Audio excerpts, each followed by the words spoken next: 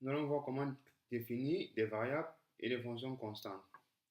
Pour cela, nous allons procéder de la même façon que nous avons eu à procéder pour des attributs ou des fonctions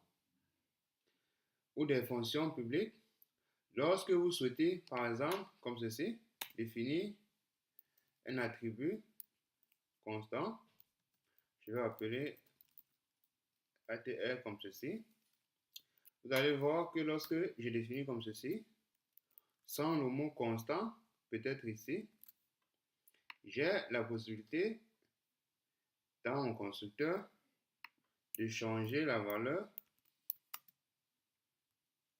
de cet attribut comme ceci et l'attribuer 5. Et vous voyez qu'il n'y a pas d'erreur.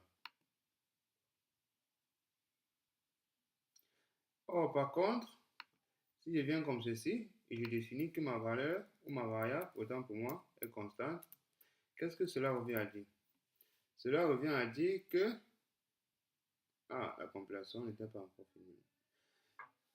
Lorsque je définis comme ceci avec le mot constante et j'initialise cette valeur, cela revient à dire qu'après que ma variable aura obtenu la valeur 0, il ne sera plus possible de changer la valeur de l'attribut ATR. Et vous verrez que lorsque nous viendrons comme ceci, pour faire ça, alors on va avoir une erreur. Pourquoi? Parce qu'on va nous dire que l'attribution n'est pas possible parce que la variable a été définie en tant que constante. Ça, c'est un cas. Ça, c'est en ce qui concerne les paramètres, comme ceci. Il est de même si je définis une fonction comme ceci. Je vais définir une fonction peut-être comme ceci. Je vais dire void qui ne retourne rien. Je vais définir getConst comme ceci. Et ensuite, je vais définir sur cette forme constante. Vous verrez que lorsque c'est une fonction comme ceci, la différence entre une fonction et un attribut comme ceci est que l'attribut, lorsqu'il a été défini comme constant, obtient une valeur et cette valeur ne peut plus être changée.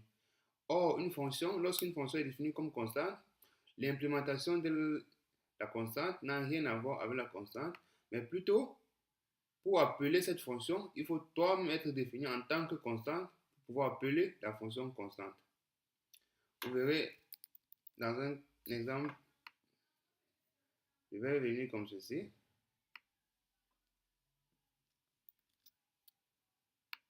Je vais essayer d'afficher le contenu de cette fonction constante.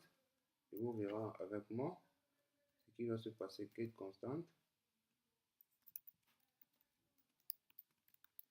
Et ensuite, lorsque nous compilerons notre code, vous voyez qu'on a une erreur. Pourquoi? Parce que cette fonction cout, qui est un opérateur, nous verrons comment programmer ce cout dans la vidéo suivante. La fonction cout n'a pas été programmée en tant que fonction constante. Raison pour laquelle nous obtenons cette erreur. Une fonction constante ne doit être appelée que par une fonction constante. Sinon, le compileur donne l'impression à la fonction constante que la fonction non constante essaie de changer la valeur de la fonction constante.